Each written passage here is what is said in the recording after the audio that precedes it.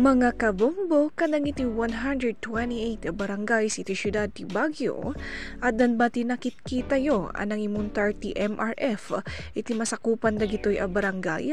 Napansin nyo ba daytoy na sinsinan a plastic bottle a pagbasuraan a nakamuntar sa G People's Park?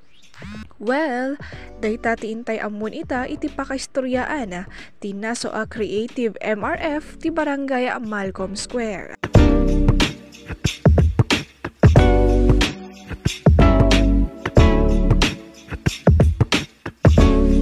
Maysa ti barangay Malcolm Square asumangsango ti parikot ti basura nang runa ta adda daytoy iti Central Business District area iti syudad.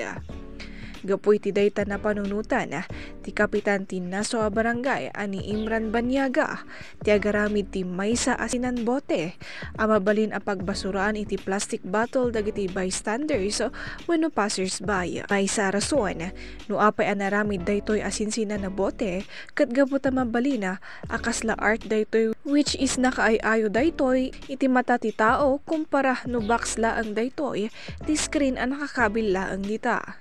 Malaksig iti dayta niya makabombo, tinaso asinsina na bote a MRF kat mabaling matlang a source of income daytoy gaputa mabalina adagitoy na naurnong a plastic bottles kat mabalin nga ilako kadagiti gumatgatang ti plastic bottles. Ang pay kasta sigun ti kapitan dagiti maururnang ket maipapaay kadagitoy ni volunteers nagkolkolekta ti basura tapno makatulong pay daytoy kadakwada. Ngam amoya kadi mga kabombo at maysa nga interesting ditoy ket tinabusbos para iti panakaaramid ti MRF ket sarili a kwarta ti kapitan.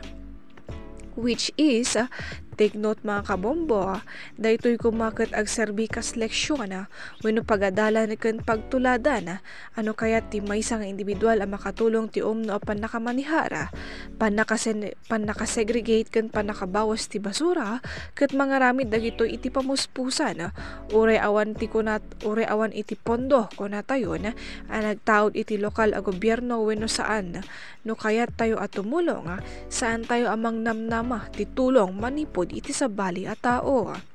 Kunada nga ron mga kabombo, if there's a will, there's a way.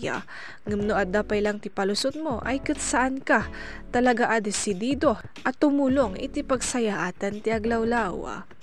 Ngam no pay kasta mga kabombo, itagon daway ket dua pay lang ang MRF tinaaramid which is nakamuntar daytoy ti asideg iti barangay hall ti Malcolm Square bayat ati maysa ket nakakabil iti People's Park.